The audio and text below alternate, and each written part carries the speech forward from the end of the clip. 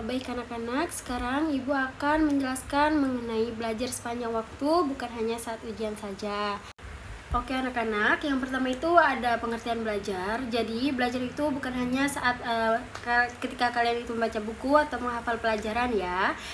Jadi belajar itu adalah proses untuk mendapatkan pengetahuan, keterampilan, pengalaman, sehingga kita itu bisa berubah menjadi lebih baik lagi.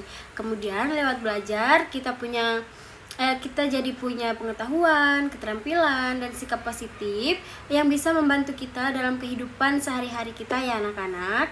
Contohnya itu waktu pertama kali kita itu belajar bersepeda, pasti kalian sering kan sering jatuh, sering menabrak sesuatu, tapi karena kalian terus mencoba, akhirnya kalian itu bisa. Nah, jadi itu juga proses belajar ya anak-anak. Oke, yang kedua ada motivasi belajar. Jadi supaya kita itu semangat belajar, kita itu membutuhkan yang namanya motivasi. Motivasi itu adalah dorongan atau alasan kenapa kita itu mau belajar. Di dalam belajar ada dua jenis motivasi. Yang pertama itu ada motivasi intrinsik, yaitu motivasi yang berasal dari dalam diri kita ya anak-anak. Misalnya kita itu belajar karena ingin tahu, ingin bisa, atau ingin merasa bangga pada diri sendiri kalau kita itu berhasil. Yang kedua ada motivasi ekstrinsik, yaitu motivasi yang berasal dari luar diri kita. Contohnya itu kita itu belajar hanya karena ingin mendapatkan nilai bagus, hadiah, atau pujian dari orang tua dan guru ya anak-anak. Dua motivasi tersebut itu sangat penting, tapi motivasi dari dalam diri sendiri itu biasanya lebih kuat karena datangnya itu dari keinginan hati kita sendiri ya anak-anak. Yang ketiga ada gaya belajar. Di sini Ibu yakin nih pasti setiap anak-anak itu mempunyai gaya belajar yang berbeda-beda ya. Di sini Ibu akan menjelaskan mengenai gaya belajar. Yang pertama itu ada auditori. Jadi auditori itu belajar dengan cara mendengarkan. Contohnya itu suka mendengarkan penjelasan dari guru secara langsung ya anak-anak. Yang kedua ada gaya belajar visual, yaitu belajar dengan cara melihat. Contohnya itu suka melihat gambar, warna, ataupun video.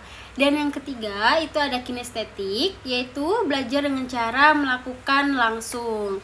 Contohnya itu anak-anak itu suka melakukan praktek atau bergerak sambil belajar.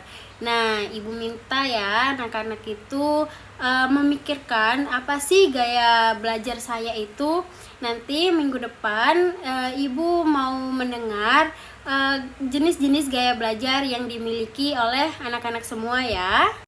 Oke, yang terakhir ada cara memanajemen waktu belajar.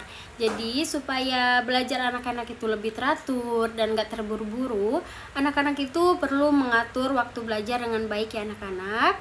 Adapun caranya itu yang pertama menyusun tujuan. Jadi anak-anak itu tentukan apa yang ingin dicapai di minggu ini atau di minggu berikutnya.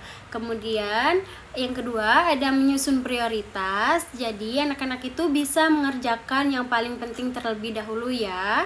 Yang ketiga ada membuat jadwal belajar. Jadi anak-anak itu bisa menyusun waktu jadwal belajar kalian itu jam berapa, hari apa, seperti itu ya anak-anak.